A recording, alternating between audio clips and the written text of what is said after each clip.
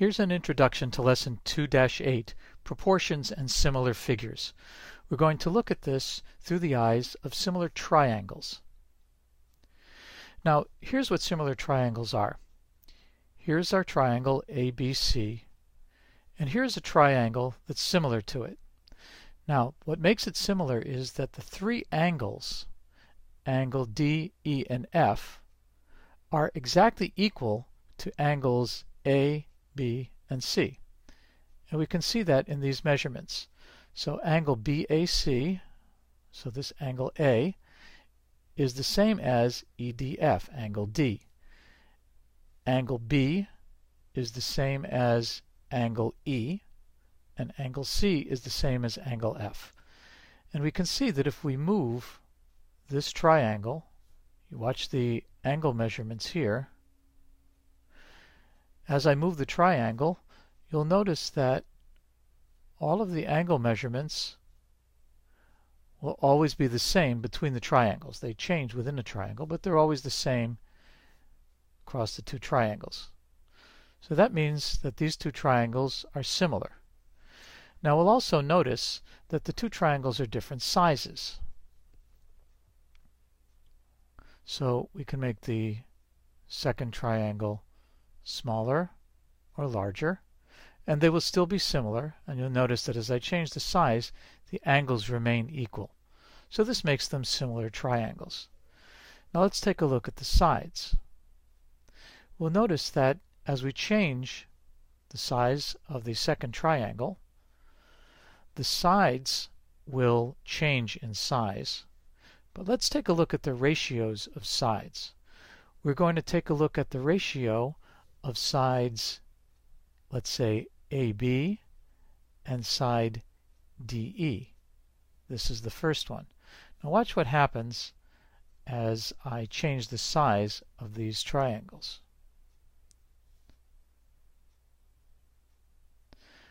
Now notice that the ratios here are all the same. So when we compare this side AB to DE, that ratio is the same as BC and EF. So all of those ratios stay the same.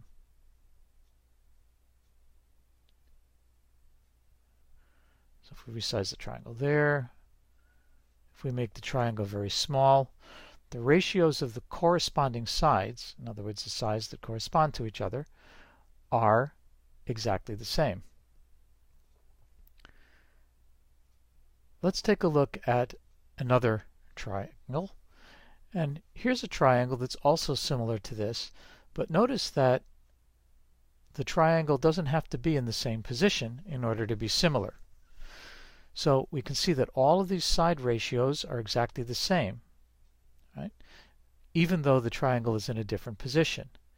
If we change the size of the main triangle, all of the ratios are the same, even when the other triangle is in a different position. And if I change the ratios, in other words, to make that other triangle a different size, we'll see that the ratios all stay the same. So that's something that's going to help us solve problems. And here's an example of a problem. We're given two sides of this triangle, ABC. Side AB equals 2.7 centimeters. Side AC equals 5.4 centimeters. We're told that these two triangles are similar and that this side, DE, is 6 centimeters. Now the first thing that we want to do is we want to find the ratio of the sides. So we can take side AB and side DE, they're the corresponding sides, they're the same sides of the triangle, and we can create a ratio. 2.7 over 6.0. Now, that ratio of this side, AB, to DE is going to be the same ratio as AC to this mystery side, DF. So AC is 5.4 and DF is unknown. Now, when we solve this proportion, we're going to solve the equation 2.7 times x equals 6.0 times 5.4. 6 times 5.4 is 32.4, and that equals 2.7x. So x equals 32.4 divided by 2.7, and we can get a calculator to do that for us.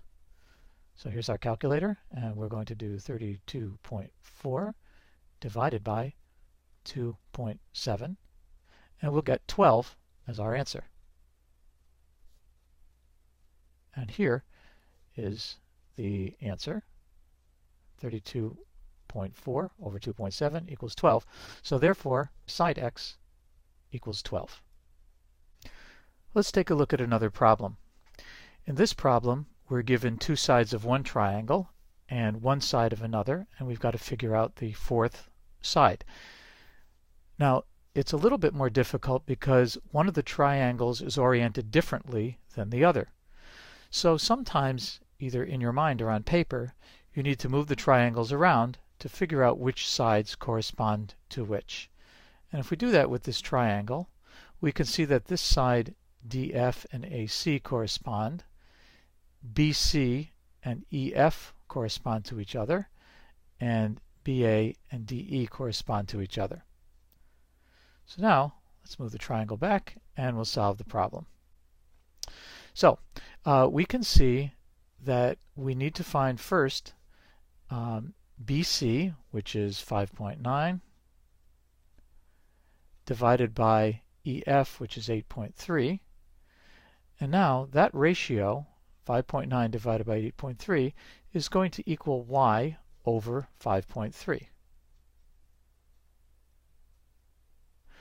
And we can solve the proportion as follows. 5.9 times 5.3 equals 8.3 times y. And then we can divide both sides by 8.3 and get 5.9 times 5.3 divided by 8.3. That equals y. And then we can use Geometry Sketchpad to do our calculation. So first, we'll select the three quantities that we need, bring up the calculator, and then we see that we can take 5.9 times 5.3, divide that by 8.3, and we'll get 3.75. That should be our solution. So 3.7, a little below 3.7, and we'll show the solution, 3.75. Now, let's say you're at the beach, and your math teacher is at the top, and you are down, pictured in this picture, at the bottom. And you would like to fire a water balloon at your math teacher, but you're not sure how far away he is, and you need to figure that out in order to set the water balloon shooter properly. So, you pull out a yardstick and a ruler, and here's what you do. The first thing you would do is you set up the yardstick, as shown here, and the yardstick is going to be 36 inches in distance.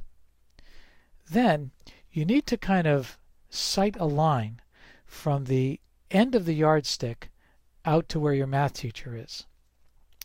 Now you get a ruler and you put the ruler right there as shown, and the ruler is 12 inches, and you find that it hits your yardstick 5 inches from the end. Now in this drawing, all of these angles are right angles, so this is a right angle and this is a right angle. So that means that these two triangles are similar, and you can find out exactly how far your math teacher is away from you by setting up a proportion. Now the smaller triangle has sides 12 to 5. And the larger triangle has a side that's question mark, so we'll just call that x. So the large side is x, and the small side is 36. So we can use our cross-multiplying technique to solve these.